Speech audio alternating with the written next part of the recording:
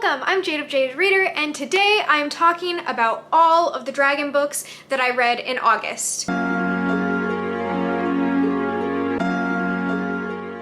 This is my DraconAthon wrap-up, as well as just another dragon recommendation video because my other one is old and it needs to be updated. So these are all recent dragon books that I have read and enjoyed or want to talk about. That they're dragon books. At the very end, I will mention a couple other books I read that were not dragon related because in DraconAthon we have both dragon prompts and global prompts, and the global prompts do not have to feature dragons. They just need to feature authors that are of the same origin as our dragon prompts. Makes a lot more sense if you watch the announcement video, but the month of August is over, so let's just get going. I also just completely slurped down an entire bowl of ramen before starting this video, so I don't know if I completely ruined my makeup. I have things to do today, so whatever I look like, I'm sorry. So yes, dragon books. If you followed us along for DraconAthon, you will not be surprised that I am going to be talking about our group book. This is Blazewrath Games by Amparo Ortiz, and while it is marketed as a Dragon World Cup, where these characters are participating in Olympic-like games, that is a feature of this book, but I would not say it is the actual storyline plot. You have our main character who is a runner, and she does not ride on a dragon, but she is the runner and she has to run as fast as she can and do martial arts combat against other players to get to the goal. And then if she does that, then there's also dragons up above that are flying around and attacking things, and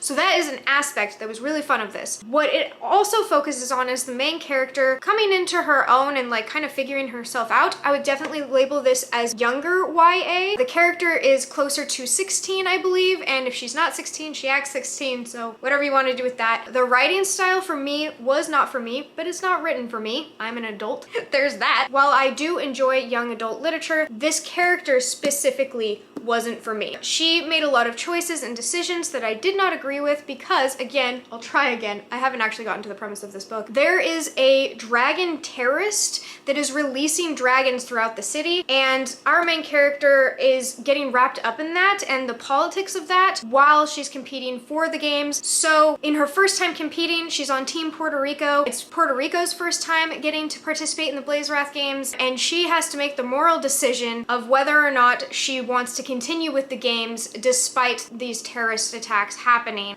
That's where me and the main character differed. I disagreed with her decisions. I didn't follow her same moral quandary. I liked a different character's perspective, and so there were likable characters in this. Just the main character wasn't likable, and her voice wasn't likable to me. It made it a 3-star read. I did have fun with this. I had fun reading it. I definitely had a lot of fun talking about it on the DraconAthon live show, and I would say that there are people I would recommend this to. Do I love every aspect of this book? No. Do I see its merits, and do I think that it makes for a compelling conversation and morals, rules, lessons, and the fact that it's a queer normative world with a Puerto Rican main character? Yes. All things that I loved, enjoyed, and would love to talk about more. But as far as the storyline and writing itself, it wasn't for me, but it's definitely for someone, so I'm recommending it to whoever thought that that sounded compelling and wonderful. Then I have The Book of Dragons. This is edited by Jonathan Strahan, but there is a huge amount of authors on the back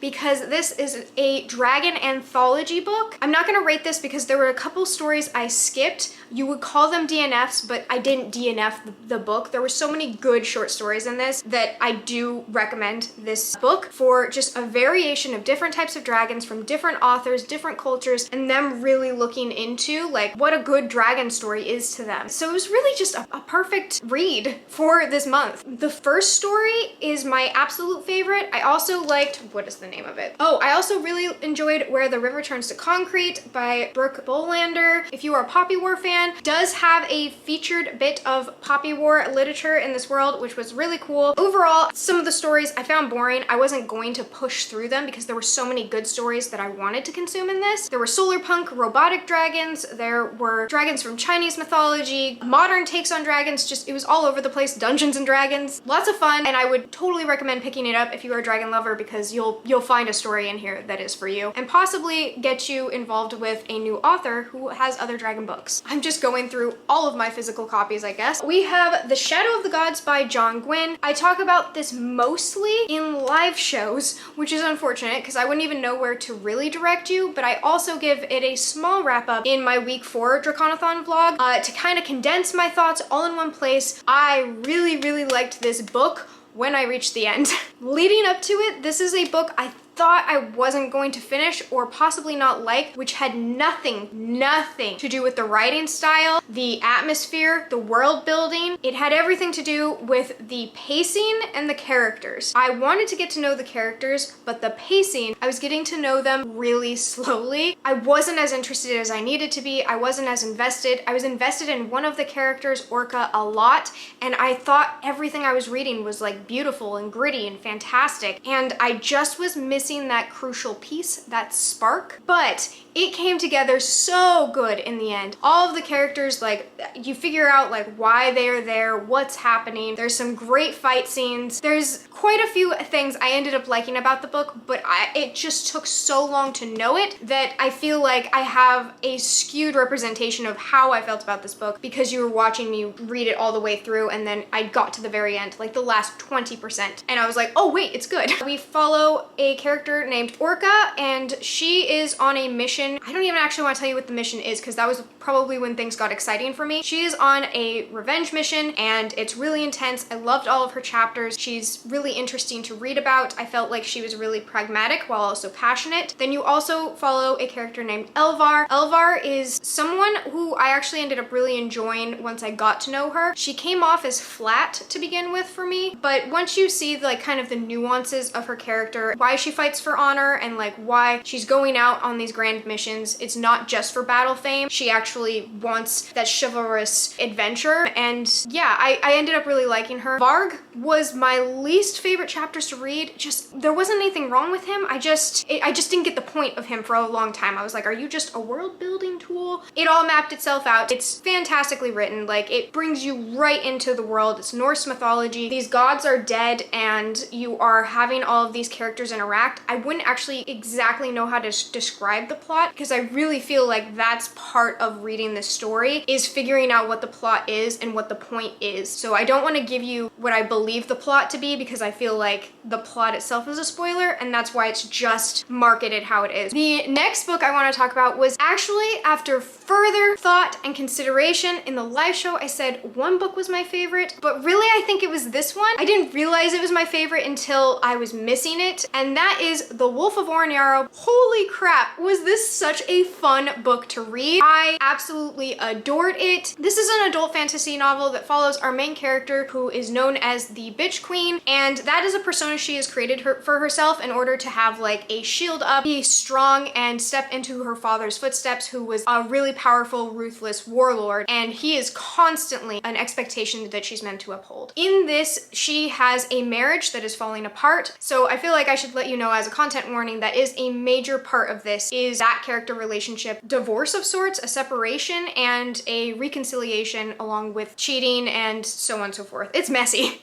This book is messy, but it is so much fun. There are great relationship dynamics. I really liked the interpersonal levels we got of our main character. She's putting up a front, so her actions do not always meet her narrative, and you start to realize you're not reading about the Bitch Queen. You're reading about the actual character and who she is as a person and how that differs from her persona. I loved getting that complexity, as well as just I really loved the romance. I was here for it the entire time. Every single time that these characters were interacting, I felt the chemistry. And I was really excited because the initial love interest, I was not feeling. I was annoyed. I thought it was a great spat, a great fight, but not a healthy relationship. Instead, we got to explore who she is, and she has to actually go find her husband or separated partner.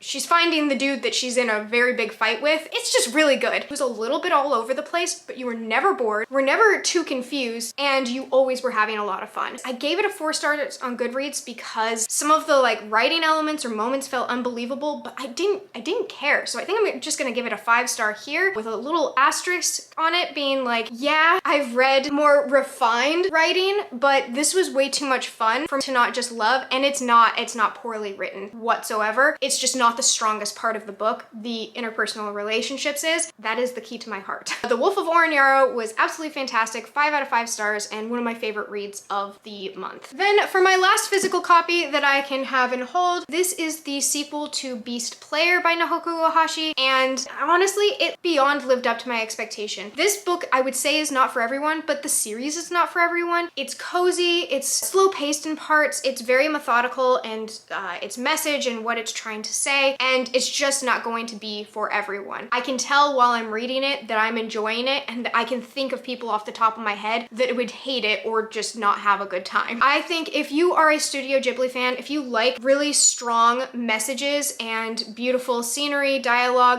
both Studio Ghibli and this book have Japanese fantasy elements in it and mythology, I think that this would be a great one for you. As far as this plot, without giving away the Beast Player plot, that was a tongue twister. I want you to be impressed. Beast Warrior takes place 10 years after Beast Player, and I think that that's key because the first one is so middle grade and this one is actually more adult. It definitely ages up the characters substantially. We have an understanding of what has happened in this time gap, but it's very much focused on these characters now, not these characters before, and there's some moments you have to fill in for yourself. I think that that is one of the main things that I saw people complaining about when I was reading reviews of it, because I wanted to genuinely know if I was alone in loving this book, and either people loved it because they loved the first one, or they hated it because they didn't know that it was going to take place 10 years later, and they thought that there was a lot more to explore in those other 10 years. So in Beast Player, you have a character named Oren, and she is growing up with her mother and taking care of Toda, which are a dragon-like water serpent. They're highly dangerous and they are used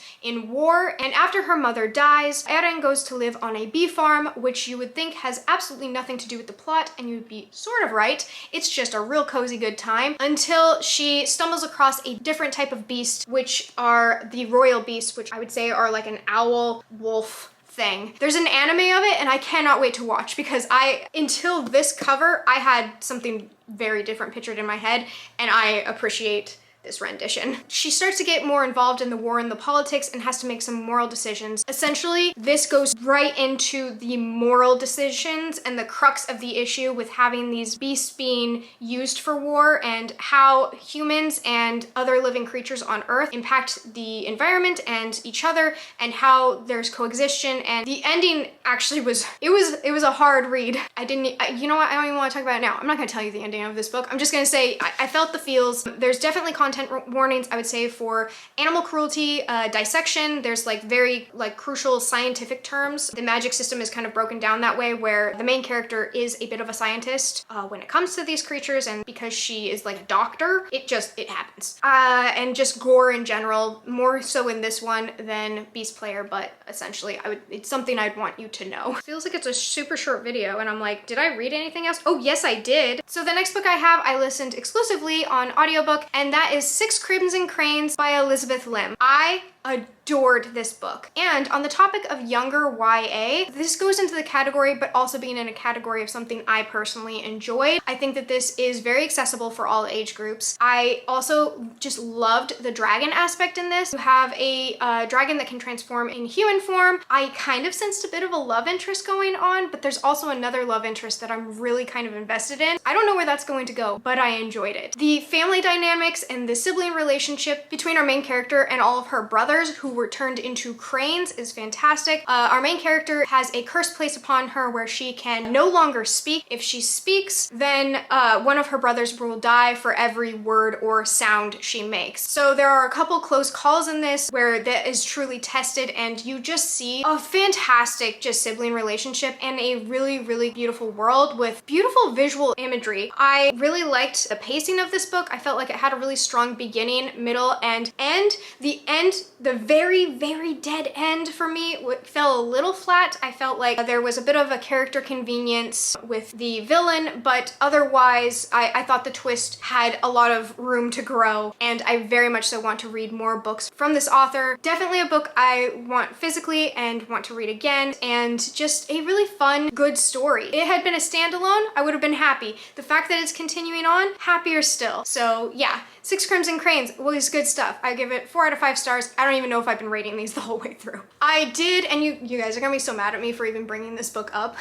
I did on the sly, on the down low, in between reading all of these other books, as I went to sleep, I was listening to Rage of Dragons by Evan Winter. This was the group book for DraconAthon last year. This is the book that is on my favorites list. It's in my suitcase. I talk about it constantly. I can't help it. I apologize, but I'm also going to say I reread Rage of Dragons by Evan Winter, and I have zero regrets. I was supposed to read Aragon and surprise you all, but that didn't happen. I read Rage of Dragons instead. We'll have another opportunity for Aragon at some other point. Rage of Dragons, if you do not know, follows our main character Tao, and he is growing up in a small village. Within this village, there is a huge class division in the entire kingdom, but in this village, it's also really apparent, and the lower class of people are treated terribly. And Tao is in that lower class. When a horrific event happens, which I will not spoil, Tao goes on a, I can only call it killing spree, trail of revenge. This is the most adrenaline-filled book. There's so many fight scenes. There's so much anger. This is so much fun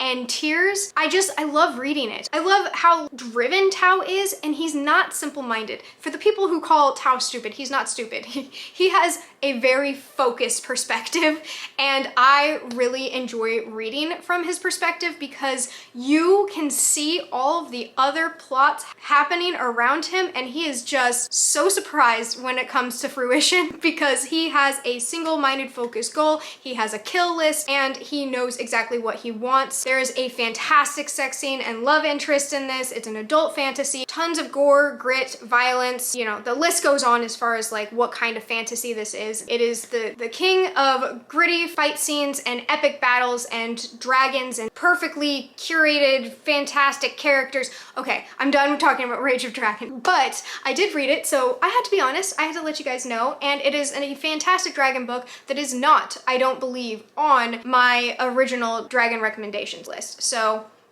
there. If you came here for dragon books, that is what I have for it. To completely make this wrap up official, on my Kindle, I read Streaming. This is by Alison Adele Hedgecoe, and this was a series of poems that were really powerful and really impactful. I enjoyed them. I did not rate this because I can't rate poetry very well because it's so personal and impactful. It didn't really feel right for me to rate, but I felt a lot while reading them. So if you are looking to feel something and you like poetry, Streaming might be a good book for you. It is definitely coming from an indigenous perspective, and there is quite a bit of pain and sorrow, but also just like a beauty and celebration of nature and sounds and experiences. And I honestly, I don't know how I describe it much past that, as it is poetry and it's just so subjective and so its own thing that if it sounds good to you, then you should read it. Then finally, to fall asleep each night after Rage of Dragons, because you need to calm down sometimes. I read Once Upon an Eid. The editor of this is S.K. Ali, but this is another series of short stories. So there are several authors from several different backgrounds talking about the celebration of Eid, and this was just really fantastic and wonderful. I would say while it could definitely be read by all age groups and I enjoyed it, it's geared towards younger kids and children. So I'd recommend this if obviously you celebrate Eid. I would say it's a fantastic list of short stories to read each night, or if you're trying to learn more about the holiday and celebrations, it was really, really great. I loved getting to know more about it. Each story had Eid as the surrounding focus, with a really strong focus on like a moral or just a piece of celebratory activity that family did. It took place all around the world. I really liked, there was a story, I can't remember the name off the top of my head, but it was about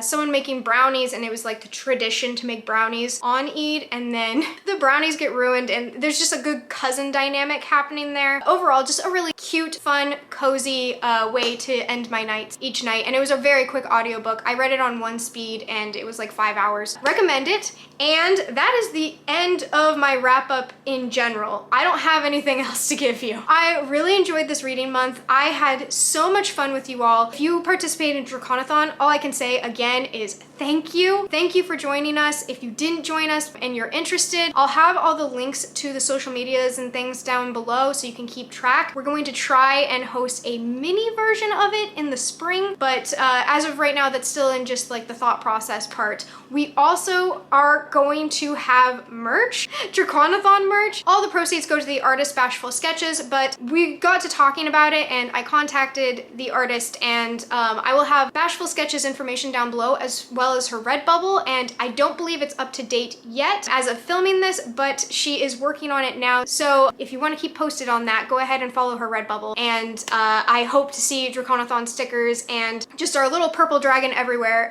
in the future. Thank you all so much for watching. Let me know if you have a dragon book that you would recommend that wasn't listed here or in my previous video.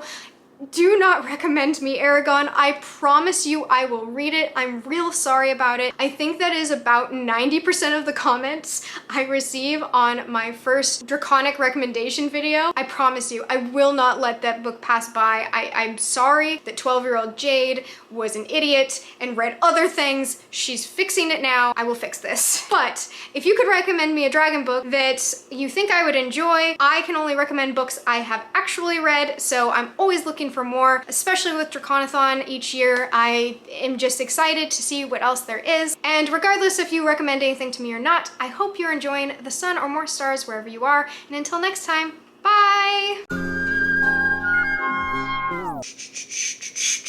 What dragon books? What did you read? I also, oh, all of you are falling. An epic fantasy, North mythology, gritty, high coolness.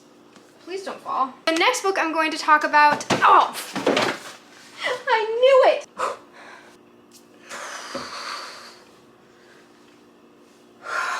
That was a very, very quick, fast-paced video, much like Rage of Dragons. I'll stop. I'll stop.